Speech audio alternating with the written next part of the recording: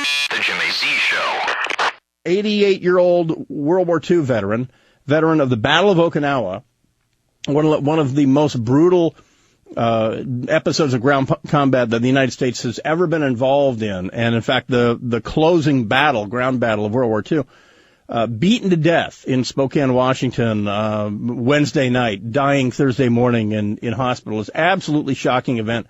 And hitting home with me because my dad is 88 and my dad was on Okinawa. And it's just, and my dad, just like this guy, Delbert Belton, in Spokane, goes to the same place every morning for breakfast and waves to everybody. And so anyway, we'll get into that. So, cause it really is a sad ending after what the guy went through at the age of 18, for him to be killed this way in his own country.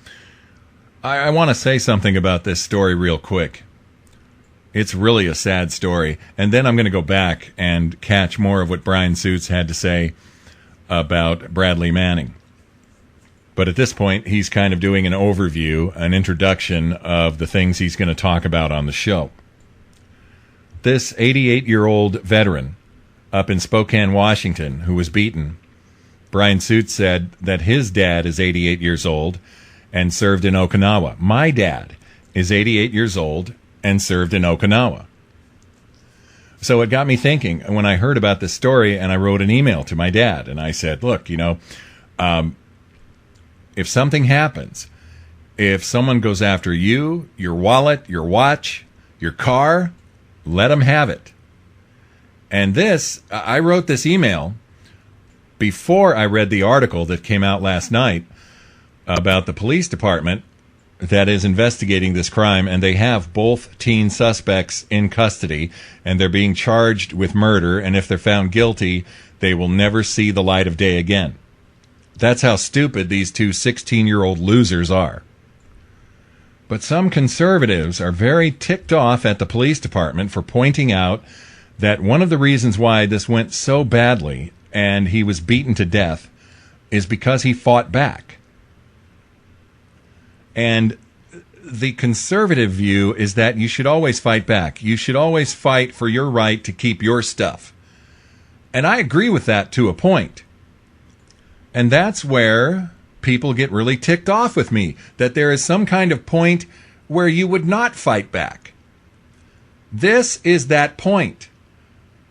If you're 88 years old and you're being attacked by a couple of young toughs, 16-year-olds who are carrying big freaking flashlights as weapons, it's not going to end well for the 88-year-old, even if they don't kill him. So there are some times when you say, okay, here's my wallet. Okay, here's my watch. Okay, here's my car. Here's my computer. Here's my smartphone. What else do you want? Just don't kill me. The police in Spokane are not saying don't fight back, people. And if this guy had a gun, and if at the age of 88 he was able to use it correctly and shoot the two robbers, I'm all for it. But he didn't have a weapon. He only had himself. He's 88 years old, and he's not going to be able to fight off two 16-year-old criminals. Two 16-year-olds with big freaking flashlights they're carrying as weapons. And those flashlights are what they beat him with. And so I've been accused of saying that you should just give up and let the criminals take over. No, I'm not saying that at all. And then some other people are saying that it is your responsibility to take care of your personal security because the police cannot be there. And I agree with that. But some people don't want to carry guns. Some people live in neighborhoods, live in cities or counties where they are unable to carry guns legally. And that's where some people choose to live. And that's okay. That's where they want to live. But if you're driving a car, let me give you an example, because I've thought about this. I'm driving a car, and I stop at a stop sign, and a guy comes out, and nobody's going to be able to open my door, because when I put the car in drive, the car automatically locks the doors. But if someone gets the upper hand on me, say at the gas station, guy comes up to me, he's got a baseball bat in his hand, give me your car. Fine, have the car. I've got insurance. I'm going to call the police right away. I'm going to call my insurance company. Somebody stole my car. I'm not going to fight the guy with the baseball bat. And he's probably going to have something more than a baseball bat. If he's got a knife or a gun and I don't have a weapon and I can't possibly get the upper hand on him, that 88-year-old man in Spokane, Washington, could never have gotten the upper hand on two 16-year-olds carrying flashlights. He never stood a chance. So don't fight back. The goal is staying alive, not keeping your stuff. But I want to stress here, I am not saying give up, give in, let the criminals take over. I'm saying if you don't have any possible way of getting the upper hand, if somebody comes up, again, my example, somebody comes up to me at the gas station with a knife at night. I sometimes get gas at night, 9, 10, 11 o'clock at night. Somebody walks up with a knife and says, hey, give me your car. It's your car. Enjoy it. I'm not going to worry about it. I mean, I'm not going to be happy about it, but I would much rather be alive. So don't tell me that the police did something wrong here. I'm going to give you the exact quote from the police department because I want you to hear exactly what they said in context. And I'm not blaming the man for fighting back. This is not about blaming him or making him responsible at all for what happened. All of the responsibility for beating him to death is on those two 16-year-old animals. Here's how it's reported in the Daily Mail.